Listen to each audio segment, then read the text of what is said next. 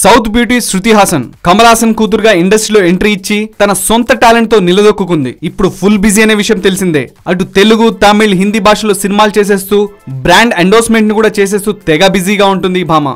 బాలీవుడ్ లో అడుగు పెట్టాక అడుగడుగున ఏదో ఒక రూమర్ వస్తూనే ఉంది. అలాగే శృతి బాయ్ ఫ్రెండ్స్ అంటూ అక్కడ పెద్ద లిస్టే వినిపిస్తుంది. తాజాగా ఈ బ్యూటీ ఓ హ్యాండ్సమ్ యంగ్ మ్యాన్ తో ఎయిర్పోర్ట్ లో కనిపించింది. ఇతను లండన్ బేస్డ్ యాక్టర్ కావడం, professions కలవడంతో Michael కోర్స్లేను Shruti Haasan lover అంటూ ప్రకటించారు మీడియా జనాలు. సహజంగా ఇలాంటి రూమర్స్ పై శృతి హాసన్ స్పందించదు. కానీ ఈసారి మాత్రం ఎందుకనో ఈ విషయాన్ని సీరియస్ గా తీసుకుంది.